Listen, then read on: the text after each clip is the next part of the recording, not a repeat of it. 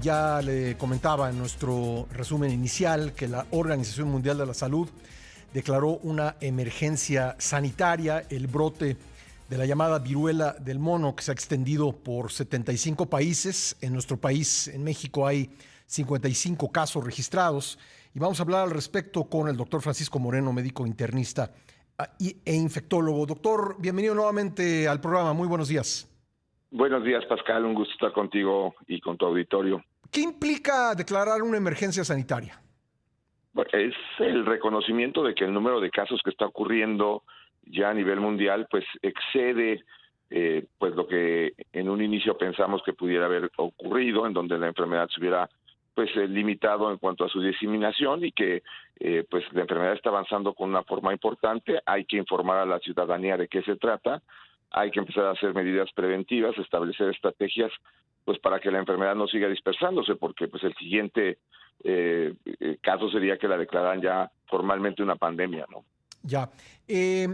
¿Usted siente que hemos tenido suficiente información por parte de las máximas autoridades sanitarias del país? Digo, a lo mejor a muchas personas las ha tomado por sorpresa que la OMS tome esta decisión.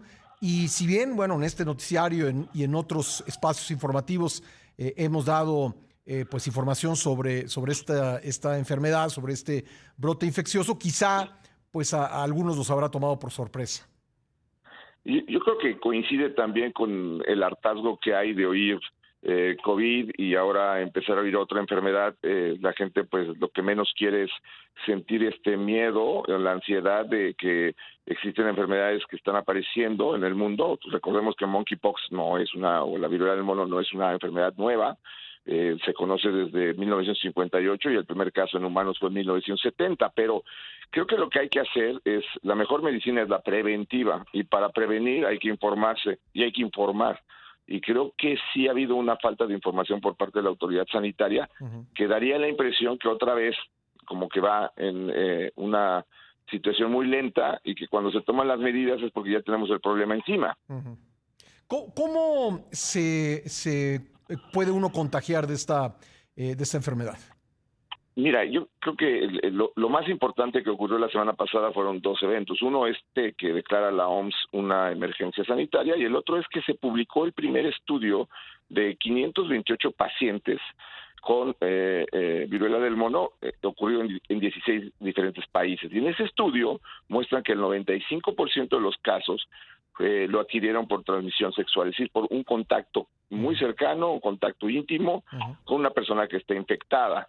Ahora, no es una enfermedad exclusivamente de transmisión sexual, sí es su forma de transmisión principal, pero lo otro es estar en contacto con las lesiones. Y una de las situaciones que deberíamos de estar ahorita promoviendo es que los médicos de primer contacto, del personal de salud, tengan los cuidados de que cuando van a revisar a un paciente que tiene algún tipo de erupción en la piel, usen guantes, porque tú te puedes contagiar si estás tocando las lesiones. El COVID, lo sabemos, lo hemos platicado con usted muchas veces, es más transmisible antes de que aparezcan los síntomas. En el caso de la viruela del mono, ¿qué es lo que sucede? En el caso de la viruela del mono, la persona tiene que tener, no tiene que tener, tiene síntomas cuando empieza a contagiar.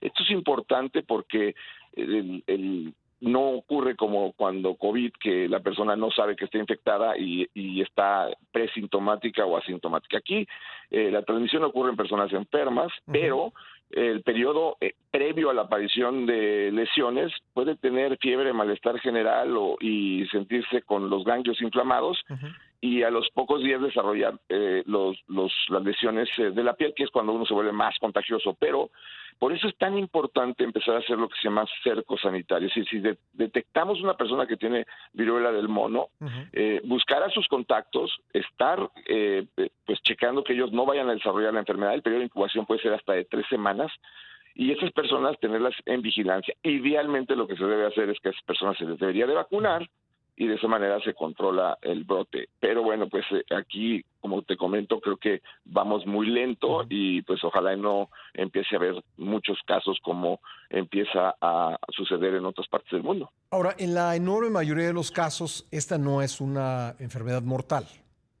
Sí, ese también es un punto muy importante para la ciudadanía, que estén tranquilos. No estamos hablando de una enfermedad mortal. La mayor parte de las muertes ocurren en personas que tienen un sistema inmune muy deficiente, incluso algunos de ellos con enfermedad por VIH, porque pues la transmisión sexual también es una situación en donde es mayor la infección por VIH, y son personas que están con severa inmunodepresión. Pero recordar que, como hemos aprendido también con COVID, el virus no ocurre igual para todos, entonces tenemos que tener cuidados porque va a haber personas vulnerables y esas hay que tratar de evitar que se infecten porque pueden tener una evolución desfavorable. La mortalidad es baja y realmente lo que hay que hacer es tratar de evitar que se esté contagiando más gente, ¿no? Por último, esta no es una enfermedad que se transmita por aerosoles como COVID, se transmite sobre todo por contacto, ¿es correcto? Se puede transmitir por aerosol, pero a diferencia de la alta contagiosidad que tiene COVID en el aire, este habitualmente requiere de un contacto más prolongado, en donde pues gotas grandes de secreción respiratoria estén expuestas a tu mucosa por largo tiempo. Pero de esta forma han aparecido, por ejemplo, niños que viven en una casa en donde hay una persona que tiene viruela del mono y Sí. que se ha visto que desarrollan viruela del mono sin haber tenido realmente un contacto con las lesiones. Entonces, sí, la transmisión por aerosol puede ocurrir, aunque pues no es una situación tan importante como ocurre con COVID-19. Ahora, aquí las medidas de higiene de manos van a ser muy importantes. Evidentemente, evitar estar en contacto con alguien que está infectado, pero también hay que tener cuidado con la exposición prolongada por aire. Entonces, otra vez, abrir espacios, ventilar espacios. Lo que hemos ido aprendiendo, la calidad del aire creo que cada vez va a ser más importante después de lo que ocurrió con COVID-19. Doctor, en el tiempo que hemos estado platicando me han llegado muchas preguntas, así que le voy a pedir un favor, si se puede quedar con nosotros 2 minutitos en lo que voy a una pausa y regresamos para responder algunas de estas preguntas, si es tan amable. Con todo gusto, Regresamos Pascal. enseguida con el doctor. Le agradezco mucho al doctor Francisco Moreno haberme esperado en la línea para responder algunas de las preguntas que han llegado sobre el tema de la viruela del mono. Doctor, me preguntan porque pues se dio a conocer el fin de semana que hubo un brote en un taller de tatuajes en España, en Cádiz. ¿Hay algún riesgo relacionado con los tatuajes? Pues mira, este reporte de 12 casos ahí asociados a tatuaje habla del contacto que puedes tener con una persona que tiene lesiones y que a lo mejor no le prestas atención. En este estudio que te comenta que reportaron la semana pasada, hablaban que 64% de los pacientes tienen menos de 10 lesiones. Entonces, a lo mejor en estos casos puede haber que alguien pues no se dio cuenta, tocó lesiones y puede contaminar a otras personas, o si el tatuador tiene lesiones, pues puede contagiar a los que van a tatuarse. Creo que ahorita es un momento para tener mucho cuidado en esa situación, sobre todo en lugares en donde pues haya dudosa higiene. Creo que eso es muy importante. Aquí higiene de manos igual es pues de suma importancia estarlo tomando en cuenta.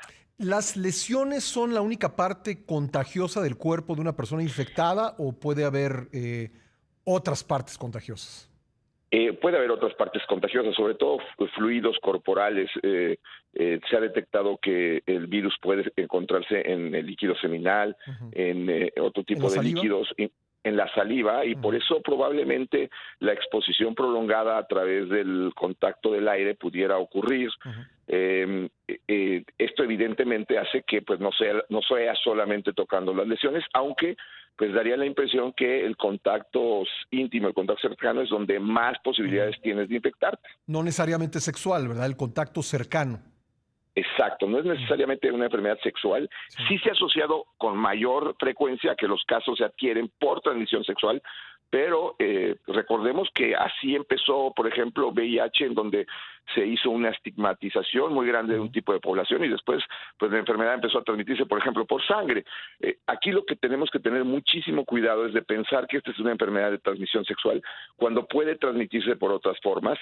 Una, no estigmatizar a ninguna parte de la población, y dos, pues que todos tengamos cuidado, porque sobre todo preocupa al personal de salud si no está consciente de que tiene que usar guantes, que tiene que tener equipo de protección personal, y ojalá pues se pueda tener acceso a vacunas para los trabajadores de salud y para las personas consideradas de riesgo para adquirir la enfermedad.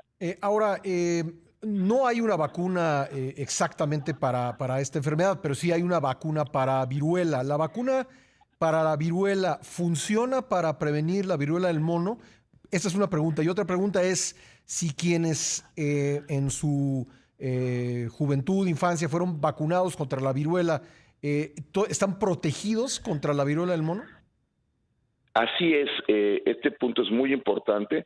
Desafortunadamente, debido a una gran pues logro que tuvo la humanidad de erradicar la viruela humana, a partir de 1980 no se aplica la vacuna de la viruela. Ujú. Los que pues, estamos más grandes y la recibimos de chicos, y pues conforme se dejó de detectar casos de viruela humana, pues ya no se aplica esa vacuna. Pero este es un punto importante porque México era uno de los principales productores de vacuna de viruela.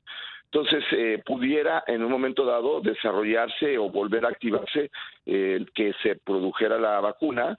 Hay dos vacunas que están pues empezando a circular en países, sobre todo del primer mundo, Jynneos y ACAM 2000, que son vacunas que tienen una buena cobertura y se están aplicando en sitios en donde hay muchos casos y sobre todo para trabajadores de la salud o personas que han tenido contacto con alguna persona del viruela del mono. Tienes un espacio de tiempo Ujú. para vacunarte y evitar que te salgan las lesiones, ¿no? Entiendo. No es una vacuna específica para viruela del mono, ¿verdad? La vacuna de Jynneos y la vacuna de ACAM 2000 tienen esa peculiaridad de que son altamente efectivas para prevenir la vacuna del viruela del mono, pero eso evidentemente va a haber una demanda enorme en el mundo. Yo creo que aquí México lo que tiene que hacer es evaluar lo que se hizo para en un momento dado para la gran producción que tuvo de vacunas de viruela y reactivar de alguna forma este tipo de proyecto para Ujú. que tengamos nuestra propia vacuna y no tengamos que estar pidiéndole al mundo que nos dé vacuna. Ese es un punto muy importante y en donde pues la investigación que ha sufrido tantos recortes en este sexenio, pues ojalá y se active y podamos tener esa posibilidad que México sea el mismo productor de una vacuna que puede proteger a su población. Muy bien, doctor. Antes de concluir, vimos un tuit suyo relacionado con la violencia que han enfrentado médicos pasantes en diferentes partes del país, el más reciente en Durango. Y decía usted en su cuenta de Twitter que en lugar de mejorar las condiciones de seguridad de los médicos, la respuesta a esta tragedia es contratar a médicos extranjeros. Como médico de este país me siento indignado. Doctor Moreno. Sí, para mí es una frustración, una impotencia y además en cierta forma una situación como de desprestigio para el trabajador de la salud de México, en donde, pues, en primer lugar no son 8 los médicos que necesitamos muchos más, pero muchas de las áreas en donde desafortunadamente la atención de salud es muy baja o inexistente, es por la inseguridad grande que está viviendo nuestro país. Creo que se conjuntan dos problemas, salud e inseguridad, y creo que la forma de ir a buscar a otros países médicos que ni siquiera sabemos su formación, ni siquiera sabemos si están capacitados para tratar pacientes, no tienen títulos homologados con la Secretaría de Educación Pública.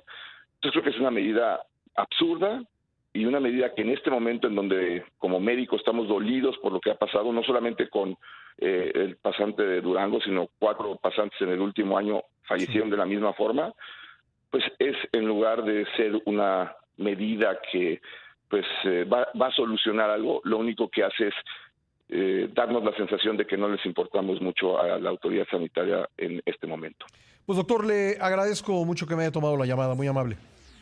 Gracias, Pascal, y a seguirnos cuidando. Gracias, gracias al doctor Francisco Moreno, médico internista e infectólogo.